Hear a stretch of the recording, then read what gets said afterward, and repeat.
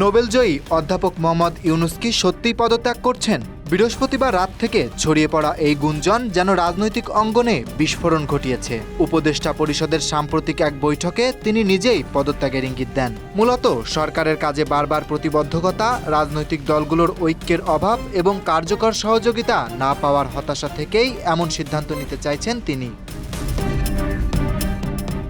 কিন্তু এই সম্ভাব্য পদত্যাগের খবর প্রকাশ্যে আসতেই যেন রাজনৈতিক মহলে হঠাৎ ঝড় বয়ে যায়। বিএনপি, জামায়াত ইসলামী আন্দোলন থেকে শুরু করে এনসিপি, এবি পার্টি, গণ অধিকার পরিষদ, প্রায় সব রাজনৈতিক দলই যেন একসাথে নড়েচড়ে বসেছে। মোহাম্মদ ইউনূসের পদত্যাগ ঠেকাতে দলে দলে নেতারা তার সঙ্গে দেখা করার আগ্রহ জানাচ্ছেন।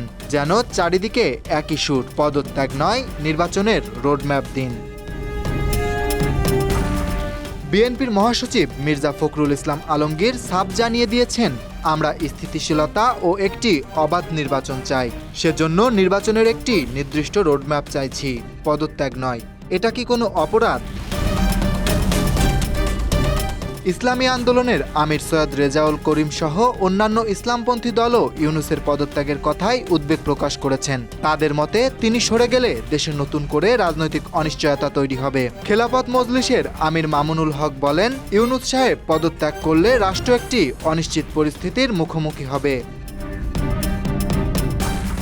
ডক্টর ইউনূস এই মুহূর্তে পদত্যাগ করলে রাষ্ট্র একটি অনিশ্চিত পরিস্থিতির মুখোমুখি হবে। অন্যদিকে এনসিপি, এবি পার্টি, গণ অধিকার পরিষদ সহ বিভিন্ন ছোট দল একত্রিত হয়ে ইউনূসকে দায়িত্বে রাখার বিষয়ে রাজনৈতিক ঐক্যমত্য তৈরির চেষ্টা করছে। তারা বিশ্বাস করেন কেবল তার নেতৃত্বেই নিরপেক্ষ ও গ্রহণযোগ্য নির্বাচন সম্ভব। জামায়াতে ইসলামীর নায়েবে আমির সৈয়দ আবদুল্লাহ মোহাম্মদ তাহের বলেন, যদি ইউনূস স্যার সরে দাঁড়ান, যে শূন্যতা তৈরি হবে তা রাষ্ট্রীয় কাঠামোকেই ঝুঁকির মুখে ফেলবে। এ ধরনের শূন্যতা কাম্য হতে পারে না। অধ্যাপক ইউনূসের পদত্যাগের আভাস পাওয়ার পর থেকেই রাজনৈতিক দলগুলো তার সঙ্গে সাক্ষাৎ চেয়ে যোগাযোগ করেছে। সর্বশেষ তথ্য অনুযায়ী আজ শনিবার সন্ধ্যা 7:30টায় বিএনপির সঙ্গে বৈঠকের সময় নির্ধারিত হয়েছে। জামায়াতের পক্ষ থেকেও বৈঠকের জন্য অনুরোধ জানানো হয়েছে। আমির শফিকুর রহমান বৃহস্পতিবার রাতেই এক বিবৃতিতে ইউনূসকে সর্বদলীয় বৈঠকের আহ্বান জানান। যদিও শুক্রবার সকালে জামায়াতের প্রতিনিধি যমুনায় তার বাসভবনে গিয়েও দেখা পাননি। তবে সন্ধ্যা 6টায় তার সঙ্গে বৈঠকের কথা রয়েছে।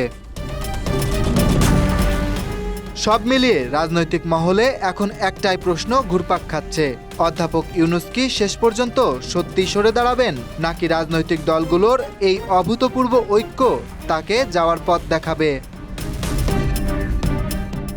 Dhaka express news desk.